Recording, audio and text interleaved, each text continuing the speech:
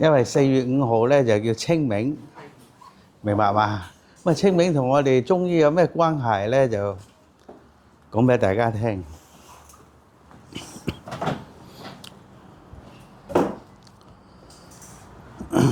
中醫咧就好似重視24節氣，佢話咧清明谷雨啊嘛，咁咧就係咧清明。清明時節雨紛紛，係咪？清明斷雪，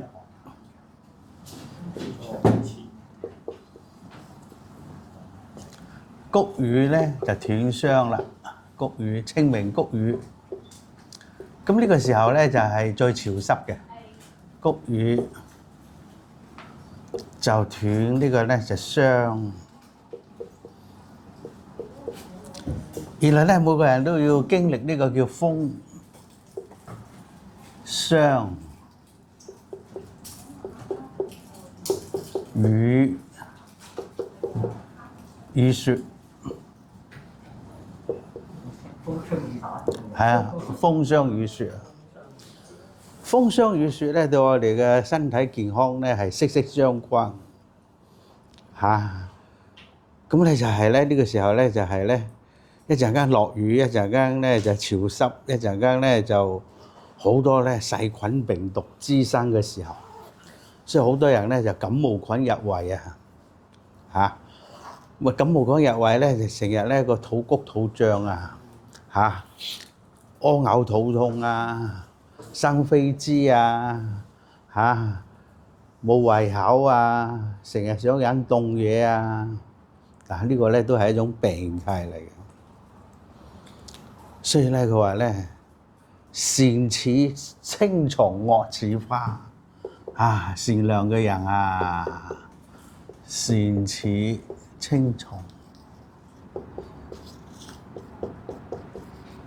有時咪有惡咯，呢個世界惡咧就似呢個花嚇，因為佢清明咧就叫做咧景色清明啊，文子千紅啊，哇！所以好多人咧去行山，係啊，有啲係上山拜墓啊嘛，孝子賢孫嚇，咁佢點解會定呢啲日子咧？咁啊古人好叻嘅嚇。佢話咧景色清明嚇，花開始咧開，春有百花啊嘛，哇！嗰啲花啊、草啊、樹木咧好靚噶嚇，所以呢個時候咧啲人咧就要清明時節去拜山就咁解啊嘛，叫春秋二祭，但亦都係最多人病嘅喎，你留意下嚇，跟住咧。呢個關咧，重病嗰啲人咧，要過呢個關咧都比較困難㗎，係嘛？即係有啲長者咧要過呢個節氣嚇，所以佢話咧清明時節雨紛紛啊嘛，路上行人啫嘛，欲斷魂啊，魂飛咪怕省咯，所以呢個時候最多人瓜就咁解啊嘛嚇。佢中醫好犀利嘅，因為叫做咧嚇善似青蟲，惡似花，係嘛？乍看眼前不如他，乍看嗱人咧就係睇表面嘅，乍看眼前不如他。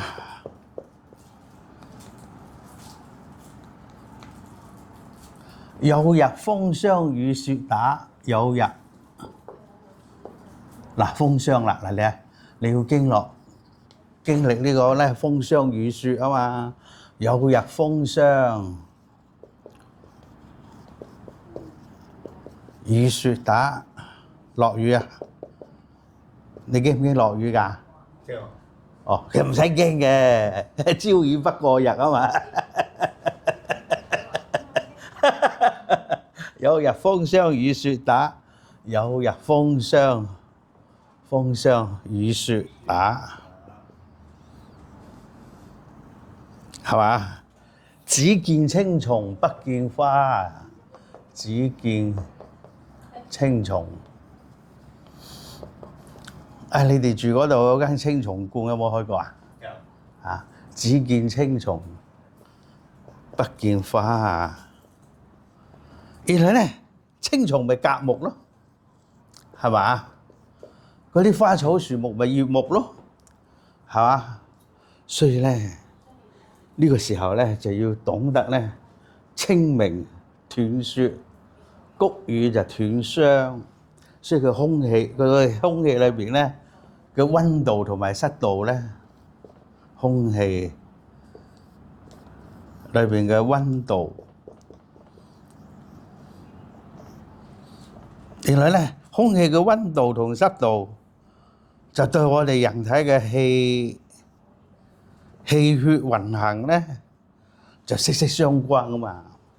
但係好多人佢唔知道咧，空氣裏邊嘅溫度濕度對你嘅體溫啊，對你嘅抵抗力啊，對你嘅身體嘅生命力咧嗰種影響啊嘛。哇！佢中醫係犀利啦，佢話咧你正氣傳來就百邪不侵啊。你唔夠正氣咧，哇！嗰啲細菌病毒咧就最容易咧感冒菌入胃啦所以就肚谷肚脹、屙嘔、肚痛啦咁。咁啊，最好嘅穴位咧就叫做陰陵泉，知唔知道啊？即係喺我哋足太陰脾經嗰度咧有個叫陰陵泉，然後咧就足生理，係嘛？因為脾同埋胃咧係最好㗎脾胃咧就相表裏啊嘛，所以咧我哋一定要健脾胃同埋咧要食翻啲咧健脾胃嗰啲食物啊。所以呢個時候咧，最好介紹你食咩？枸杞子、枸杞菜，係嘛？你中唔中意食枸杞菜㗎？中意滾湯。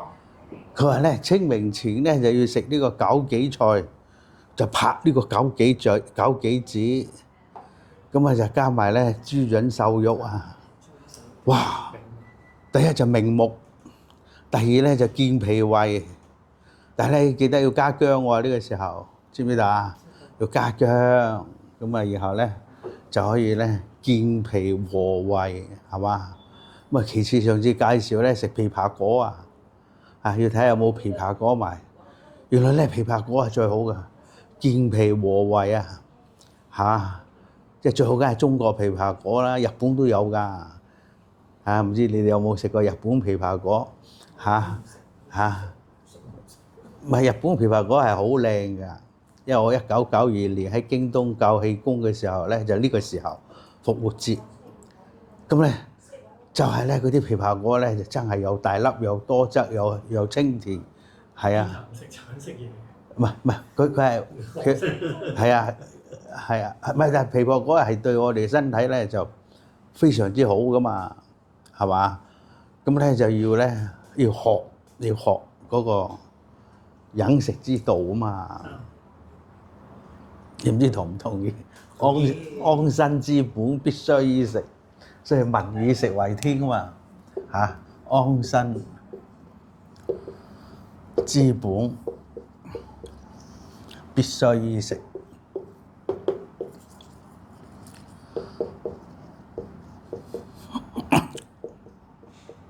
師傅想問一問點解鱷魚花係惡嘅？所以咧有首歌咧叫做《爐邊的野花不要採》啊，你唔知識唔識唱啊？咁細唔識。思春期。係嘛？即係花咧就有好多咧係有毒嘅花，係嘛？譬如夾竹桃啊，知唔知道啊？知道。其實咧洋紫荊都有毒㗎，不過啲人唔知啫嘛，係嘛？所以你見到啲花越靚咧，就越毒嘅有冇聽過斷腸花？哇！呢個咧楊過同埋小龍女咧，係嘛？所以呢個咧係嘛？嗱，所以咧呢個咧就俾人即係講下笑，有時咧你講道咧，梗係要講翻啲道理俾人哋聽清松啊嘛，善似青松，惡似花，乍看眼前不如他，有日風霜已雪打。只見青松不見花，呢啲係有啲文采啊嘛，等啲人睇完之後咧覺得好開心，係嘛？你要出口成文，係嘛？文可載道啊嘛，天石哥唔知同唔同意？所以你又講課，我又講課，點解我咁多聽眾咧？哇！會喺金蘭館講課啊！蘇小姐佢兩個朋友啊，特登揸車入去聽我吹水嚇，你都自己揸車入去聽我吹水㗎。我同佢影咗張相，我第日俾你睇，係嘛？影得好好㗎，馬道長影㗎，係啊。咁我去揾師母，師母唔知去咗邊鬼度。我哋咪讀書咯，嗬。冇啊！都話咧，我話咧自嘆神通空自足，不能調伏枕邊人啊嘛。係啊，佢唔信我㗎。咁但係我都要講㗎，係嘛？因為講課咧就係我最中意嘅，所以咧我講下課咧就好快13分鐘㗎咋。你聽我講13分鐘，我就幫你增救㗎啦。所以成日驚我咧就唔記得幫你增救喎，我記得。其實咧我做任何嘢咧，我嗰個 timing 咧係4個字啊，恰到好處，所以你唔使驚。係嘛？我哋做醫生咧最叻咧就係咩啊？步驟啊，步驟係好重要㗎 ，step by step 啊嘛，英文叫做係嘛？即係佢好有步驟㗎嘛。咁佢咧就跟呢個節氣啊嘛，立春易水、驚蟄春分、清明谷雨。咁然後咧就到夏天㗎咯，立夏小滿、芒種夏至，係嘛？你識唔識24節氣啊，老師？係咪你要好熟㗎？所以咧，佢話食其時百害里，動其機文化安啊嘛。你要跟嗰個節氣，不時不食，咁你先至可以保持咧你身體嘅抵抗力，百毒不侵啊！你好似馬道長依家咧已經去到咧叫做金剛不壞之身。醫師啊！你今年幾大啊？我梗係大過你啦！係。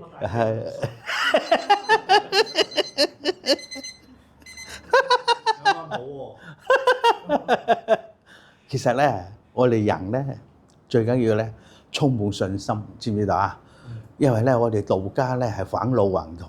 譬如馬道長依家變咗25歲，佢自己都唔知，係嘛？係啊。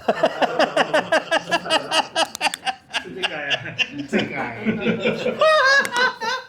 你話幾開心？哇！原來咧佢嗰個咧已經第66部啊！我嗰日咧唔知點解咧，突然間睇個手機，阿輝咧，我有個好朋友阿輝，滕少輝，佢喺我電話度咧就建立咗個個人中心，咁佢又唔知點解識得撳咯。